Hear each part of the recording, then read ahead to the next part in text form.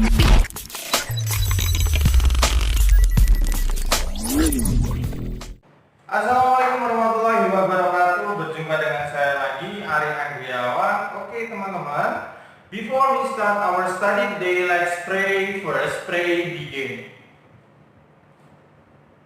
Oke, finish. And teman-teman, berjumpa dengan saya lagi ya. Kali ini kita akan membahas tentang materi bahasa Inggris. Babnya bab apa? Bab causative have. Oke, kausatif itu apa? Kausatif adalah, ada yang sudah ingat? Apa belum ingat terus lupa? Ya, langsung saja kita simak pembahasan kita bersama. Ya, kausatif verb. Sebelum kita masuk ke kausatif verb, kita harus tahu dulu pengertiannya kausatif. Apa itu kausatif? Ya, tetap kausatif itu masih berhubungan dengan yang namanya verb. Verb itu apa?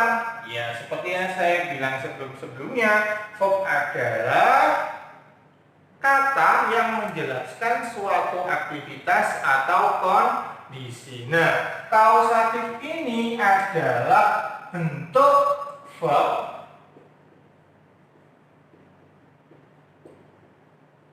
atau kata kerja yang mengindikasikan orang pertama menyebabkan orang kedua melakukan suatu pekerjaan. Nah, jadi bentuk verb yang mengindikasikan orang pertama menyebabkan orang kedua melakukan pekerjaan. Itu maksudnya apa sih Pak Ali? Oke, kita ilustrasikan sebagai berikut. Ini ada orang pertama, namanya adalah Rifat. Ya, ini orang pertama, saya tulis O1. Di sini ada Ari. Ari ini orang kedua. Nah, seperti contoh kalimat seperti ini. Rifa menyuruh Ari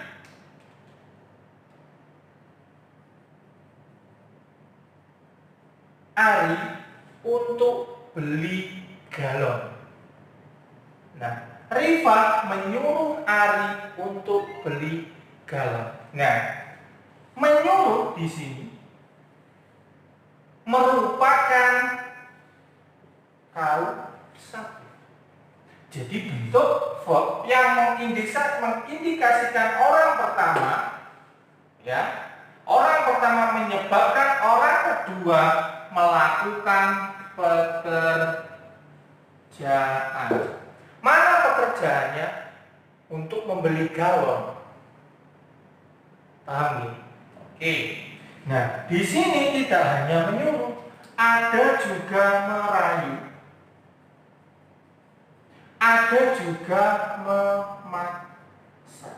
Nah, ini yang akan kita bahas.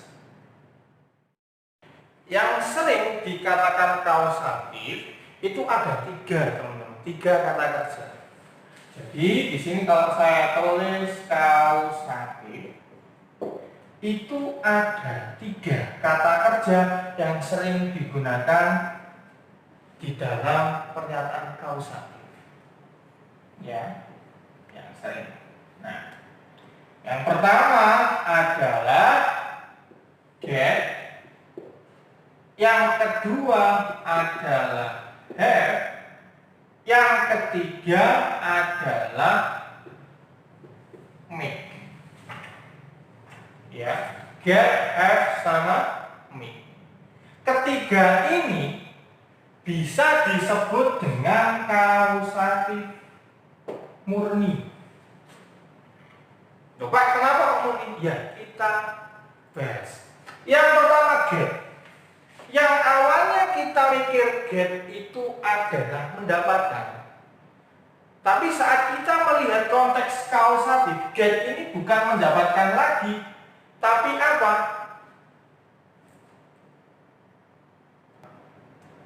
Merayu. Jadi yang awalnya kita mikir get itu mendapatkan, ternyata di dalam fungsi kausatif get ini artinya merayu. Atau setara maknanya, kita lebih mengenal merayu itu adalah persuade. Gitu ya. Oke, ada lagi yang have. Have awalnya kita mungkin mikir ini adalah memiliki. Tapi di dalam fungsi kausatif, have ini tidak hanya berarti memiliki, tapi juga bisa diartikan menyuruh. Ngopon. Nah, setara maknanya have itu adalah ask. Yang ketiga ada make. Make ini artinya memaksa. Mungkin awal saya memikir kalau make ini adalah membuat. But in causative, we have to know the meaning of make in other. Jadi make ini memaksa. Setara maknanya apa? Force. Saya tulis di sini setara makna. Jadi di sini kenapa saya katakan kausatif murni? Ya, karena get, have, make ini memang berbeda dengan makna asli yang biasanya kita ketahui. Atau mungkin biasanya teman-teman kalau dijelaskan oleh guru-guru biasanya lebih mudahnya saat kita mengenal kausatif itu ada yang bilang gini, kata kerja yang digunakan adalah seperti ini. Sama ben-benak ini. Gawiyo helm. Nah, G itu untuk get, A untuk allow, W untuk want, I untuk instruct, O untuk order. Sorry.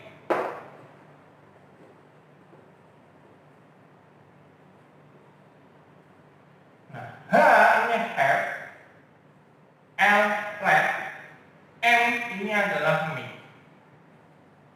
Nah, yang kausatif murni adalah ya have, get, have, sama make. Lainnya ini kausatif tidak murni. Kenapa kita katakan kausatif tidak murni? Karena saat kita melihat allow, kita sudah tahu artinya. Mengizinkan. Tapi kalau get itu adalah merayu. Mungkin kalian mikir awalnya adalah mendapatkan. Jadi dari sini paham? Oke, saya lanjutkan di sini teman-teman. Tadi sudah tahu macam-macam kata kerja yang digunakan di dalam kausatif. Tahu kita sebelumnya adalah kausatif verb. Nah, hari ini yang kita bahas adalah yang have. Tapi sebelum kita bahas ke have, sabar dulu. Kita harus tahu bentuk kausatif dulu. Jadi kinds of kausatif. Nah, ada dua teman-teman bentuk kausatif. Yang pertama adalah kausatif aktif. Yang kedua adalah kausatif pasif. Loh, itu seperti apa Pak Arif? Saya kok nggak tahu Pak Arif. Oke, kita jelaskan pelan-pelan. Kausatif aktif, saya menulisnya seperti ini. Contoh bahasa Indonesia dulu aja. Ari menyuruh Dona menendang bola. katakan aktifnya itu bukan karena ini menyuruh, tapi setelah objeknya. Ini ada menendang. Dan ciri lain dari kausatif aktif itu objeknya, ini objeknya. Objek dari kausatif aktif itu adalah person atau orang. Jadi di sini orang pertama, di sini orang kedua. Itu ciri-ciri kausatif aktif untuk melakukan sesuatu, menendang bola. Nah, objeknya itu adalah orang atau person. Itu yang kausatif aktif. Sekarang untuk yang kausatif pasif, ya di sini sudah tahu kan kausatif verbnya yang mana, yang menyuruh. Tetapi ini adalah kausatif verbnya. I sebagai subjek. Ini objek. Kenapa kok objek? Letaknya setelah verb atau kata kerja. Nah di sini kausatif pasif saya nulisnya seperti ini. Ingat ya, bedanya kalau di kausatif pasif itu objeknya non person atau orang. Oh sorry, bukan orang. Jadi saya bisa seperti ini. Ari menyuruh ya bolanya diambil. Beda nggak? Beda dengan yang atas. Kita lihat objeknya saja. Objeknya ini bolanya. Bola itu apakah orang? Bukan. Nah, terus yang menunjukkan ini pasif adalah diambil. Kalau ini menendang, ini diambil. Atau bisa lagi Ari menyuruh bolanya ditendang, itu bisa. Seperti itu. Itu dua macam kausatif. Tetap ya, kita menggunakan ini kausatif verbnya itu setelah subjek. Dan setelah ini akan saya jelaskan lagi pola di dalam arranging sentence-nya. Ya, kita lanjutkan seperti yang saya bilang di awal, kita akan membahas tentang causative verb. Causative verb itu polanya yang jelas untuk causative aktif.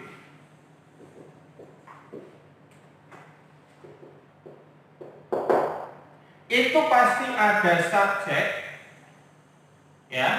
Terus setelah itu plus causative verb. Di sini yang kita gunakan adalah have. Yang ketiga itu ada objek. Sorry.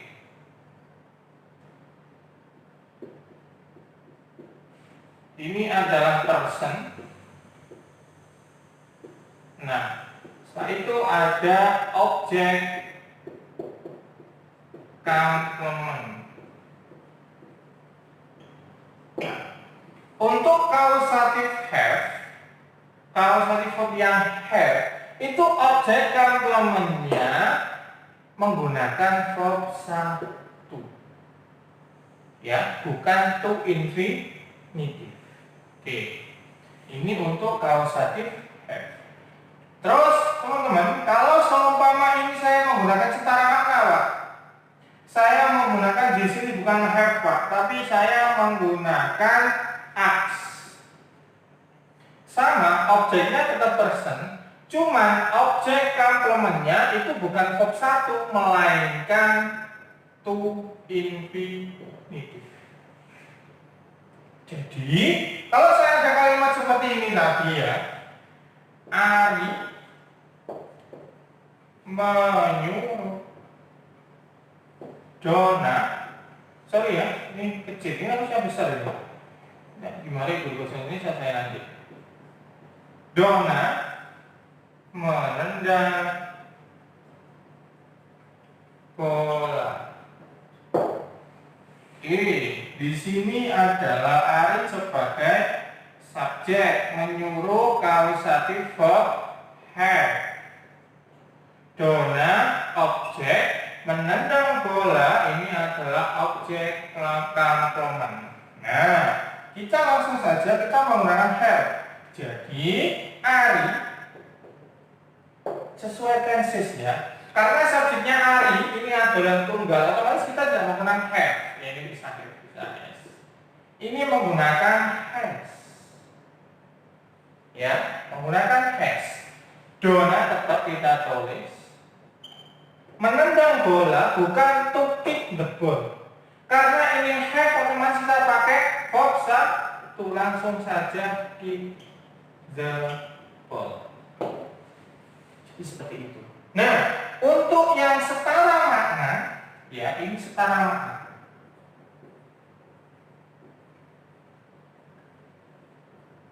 Pakai aks, has-nya kita ganti aks. Otomatis nanti Ari aks pakai s ya karena subjeknya tunggal. Kalau Ari dan dia pakai aks. Ari aks Dona to kick the ball.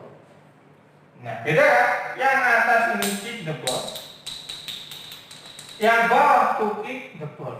Kenapa? Karena kick ini kita memakai kausatif murninya. Tapi kalau to kick, nah ini kita pakai setara makna. Jadi seperti itu. Loh Pak, seumpama ini nanti hubungannya sama tenses ada enggak? Ada. Jadi kalau ini Ari menendang menyuruhnya itu kemarin, otomatis tensesnya pakai past tense. Kalau past tense kita nggak pakai has, nggak pakai have, tapi kita memakai had.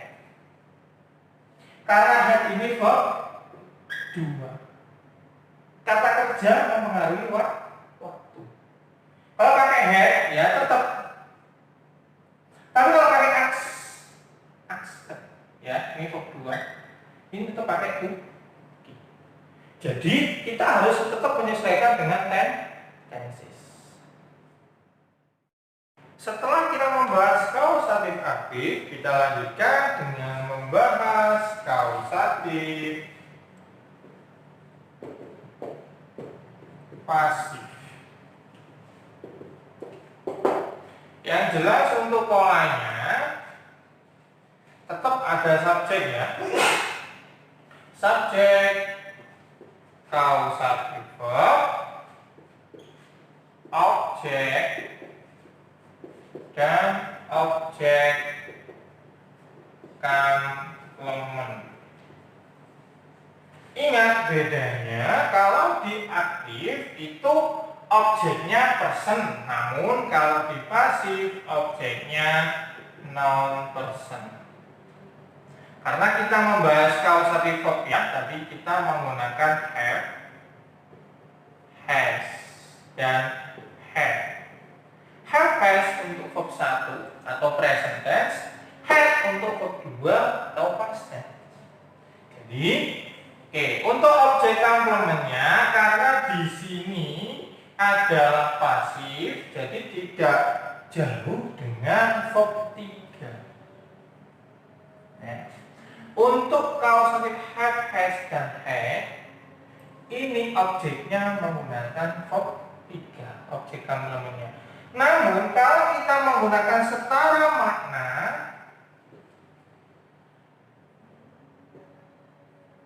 setara maknanya have, tadi kan sudah saya sebutkan di sana adalah aks. Otomatis objek komplementnya bukan verb 3 tapi to be verb 3. Jadi langsung saja saya kasih contoh seperti tadi ya. Ada pernyataan Ari menyuruh bolanya ditendang. Kalau menyuruhnya kita menggunakan have, Ari has ya, sorry. Kenapa has? Karena subjeknya tunggal. Kalau subjeknya Ari dan Dona, Ari dan Lili, itu berarti pakai have. Paham ya? Ini gampang banget. Dulu dipelajari di tenses. Ari has his ball, ya, bolanya ya, kicked. Ya, kicked di sini bukan verb 2, ini verb 3. Maknanya ditendang. Tapi kalau ini pakai S, kalau ini menggunakan AX, berarti beda lagi nanti belakangnya, objek utamanya beda lagi. Ari has, sorry bukan has ya, AX. His ball to be kicked. Nah, ini perbedaannya ya. Kalau yang awal itu pakai kick karena di sini has, namun kalau di sini pakai to be kicked karena di sini pakai AX yang merupakan setara makna. Jadi seperti itu untuk penjelasan kausatif have. Oke, karena tadi sudah saya jelaskan penjelasan tentang kausatif have, sekarang kita waktunya masuk ke soal. Soal yang pertama yaitu di sini, what a lovely gown you are wearing. Betapa bagusnya gaun yang sedang kamu pakai. Did you make it yourself? Opo awakmu gawe dhewe iku? Nah, kita harus tahu dulu tensesnya apa di sini. Karena ada di, otomatis ini pakai verb 2. Berarti kejadiannya past tense atau lampau. Otomatis nanti jawabannya juga harus lampau. No, I, ya, tidak, I to be made. Apakah iya? Salah. Ya, kok tiba-tiba to be made itu kenapa? To be made. To nggak mungkin terletak setelah subjek. Berarti A salah. Yang kedua, had it made. Sesuai dengan pola enggak? Iya. No, tidak. I had. Aku menyuruh it. It itu refers ke gaun. Gaunnya ya. Gaun made. Dibuatkan. Jadi tidak. Aku menyuruh itu dibuatkan. Dia tidak membuat sendiri. Sesuai pola, ini oke. Yang C, had to make. Had to itu sama dengan have to kalau di present. Harus. Aku harus membuat itu. Tidak, aku harus membuat itu. Apakah salah? Iya, ada yang salah. I had made it. I had made it. Kalau ada had, ada verb 3, otomatis ini adalah present perfect. Ini tidak bisa dikatakan kausatif. Had-nya ini berfungsi sesuai aturan di present perfect. Jadi ini salah. Yang betul adalah no, I had it made. Ya. Oke, soal nomor 2 ya. As he had shopping. Ya, V-nya kurang 1 ya, nggak apa-apa ya. Dia membenci belanja. Yaitu benci belanja. He always has. Dia selalu has, menyuruh. Otomatis someone has done it. Dia menyuruh seseorang menyelesaikan it. Has done. Apa yang has done? Kita pakainya adalah di sini he, otomatis ini present. Has done. No. Nomor A salah. Yang kedua, has done it for someone. Menyuruh dan melakukan it for someone untuk seseorang. Tidak sesuai. Has been asked to do it. Has been asked. Menyuruh dilakukan untuk melakukan itu. Menyuruh disuruh, ya. Salah. Yang betul, he always has someone. Ya, ini person. Do ini verb 1. Nggak pakai to. Karena apa? Karena ini sudah pakai has. Pakai apa? Kausatif has. Nah, jadi jawaban yang benar adalah yang D. Jadi cukup sekian pembelajaran dari saya tentang kausatif have. Jangan lupa tekan tombol subscribe, like, dan komen. Okay, let's close our study today by reciting Hamdalah together. Alhamdulillahirabbil alamin. Thank you for watching us, and I do apologize to you all, and see you next time, inshallah. Wassalamualaikum warahmatullahi wabarakatuh.